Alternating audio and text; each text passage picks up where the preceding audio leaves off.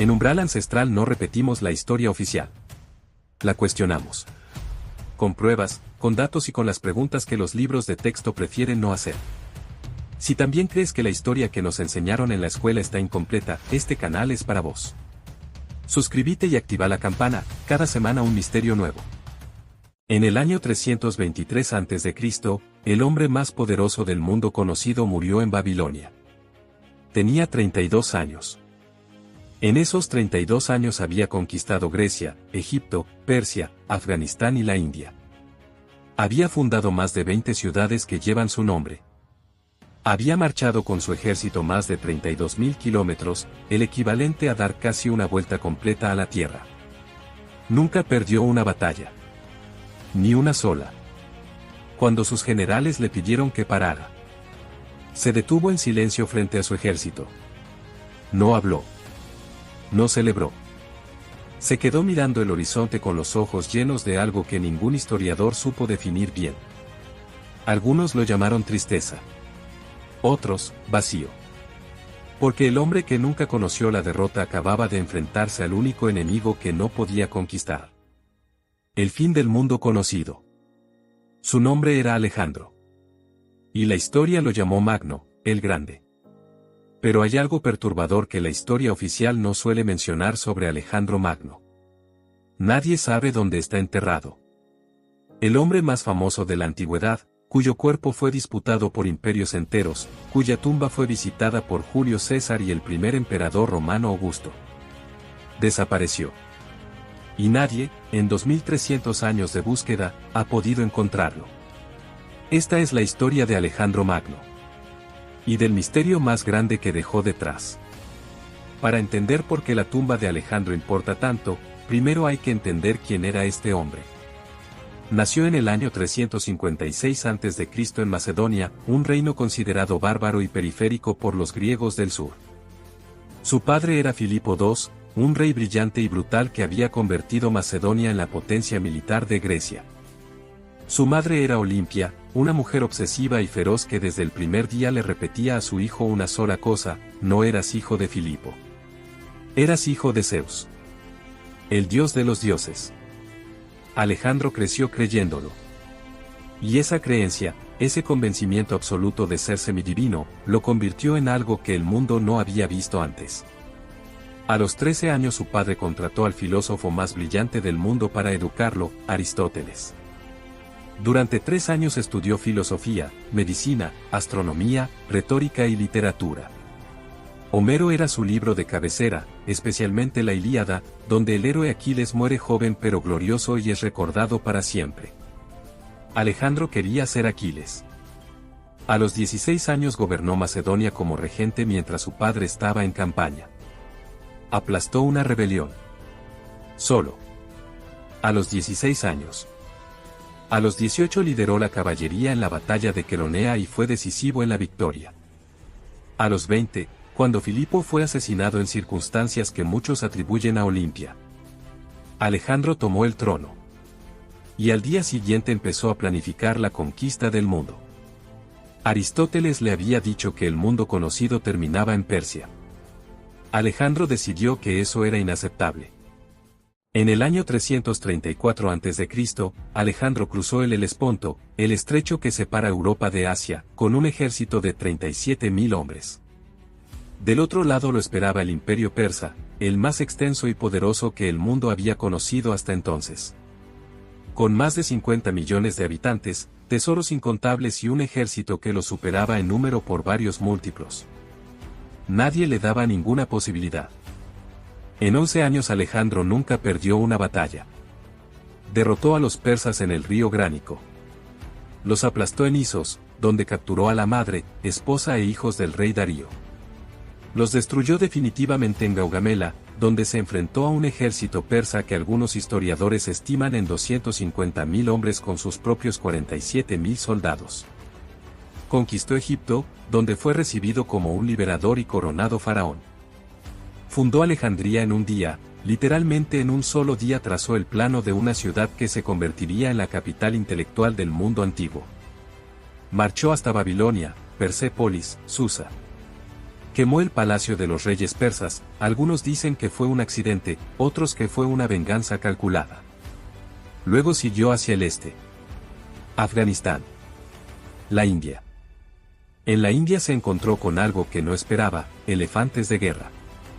Sus caballos, que nunca habían visto elefantes, entraron en pánico. Alejandro reorganizó su ejército en medio de la batalla y ganó de todas formas.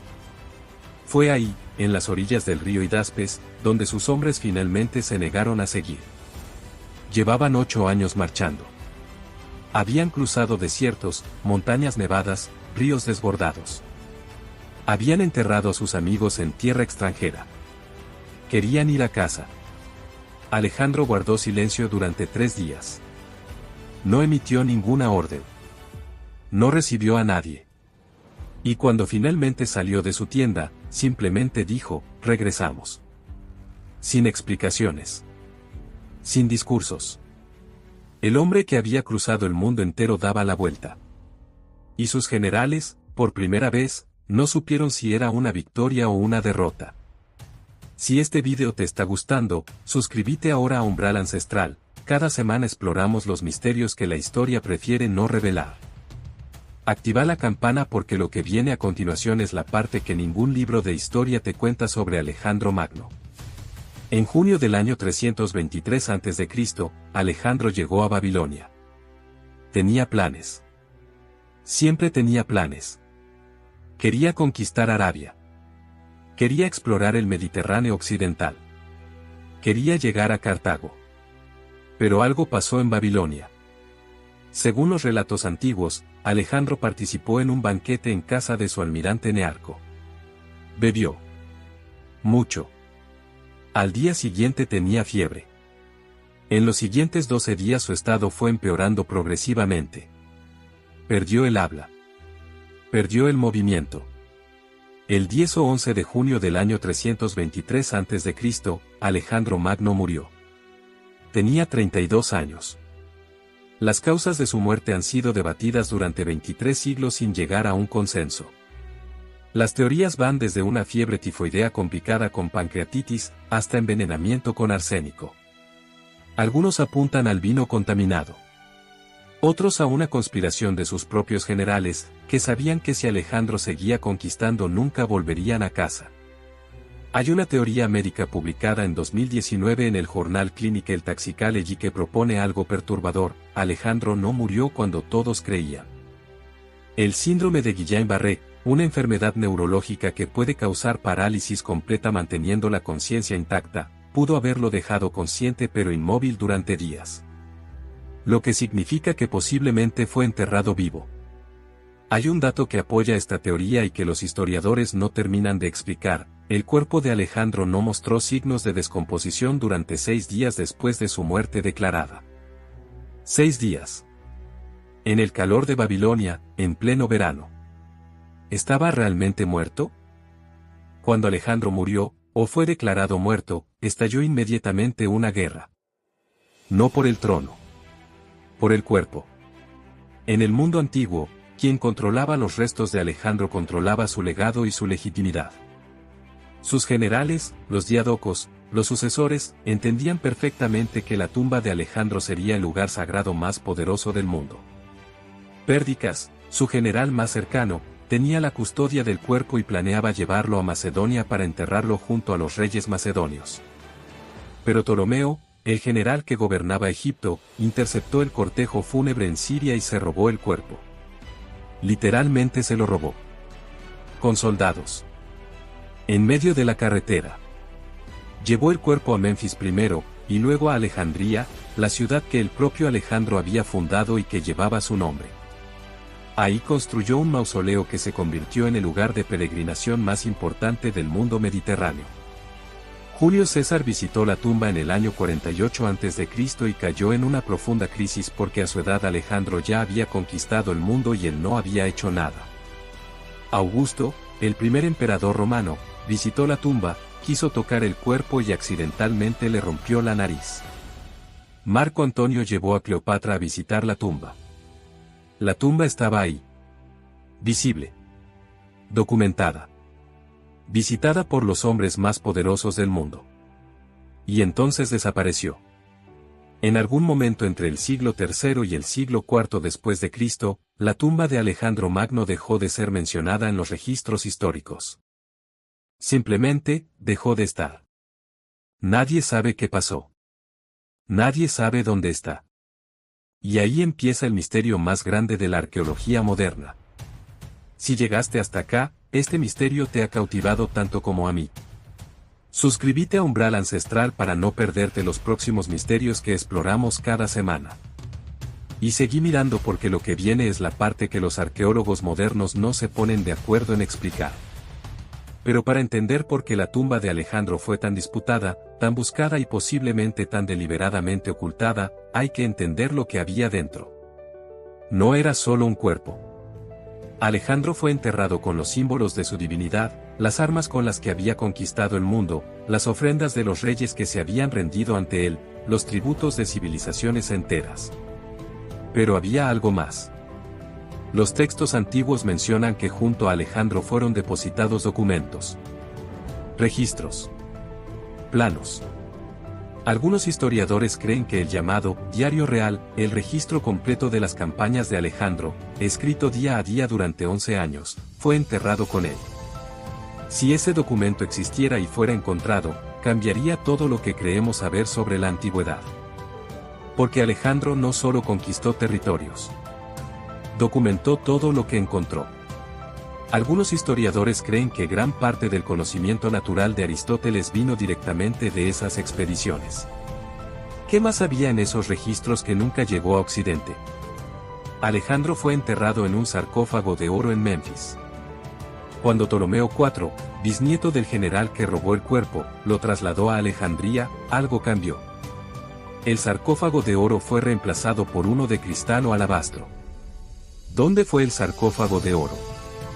Hay registros que sugieren que Ptolomeo IV fundió el sarcófago de oro para pagar deudas militares. Si eso es cierto, el cuerpo de Alejandro estuvo expuesto, sin protección, durante un periodo. Y eso abre una pregunta que los arqueólogos no suelen hacer en voz alta: ¿el cuerpo que finalmente desapareció era realmente el de Alejandro? ¿O alguien lo sustituyó? ¿O alguien lo movió antes de que la tumba fuera sellada para siempre? El misterio no es solo dónde está la tumba. Es si lo que hay dentro es lo que todos creen que hay. Llevamos 2300 años sin encontrar la tumba más buscada de la historia. Si este misterio te dejó pensando, suscríbete a Umbral Ancestral. Las teorías sobre su ubicación son numerosas y contradictorias. La teoría más aceptada académicamente dice que la tumba está bajo el centro de la ciudad moderna de Alejandría, debajo de las calles, los edificios, las cañerías.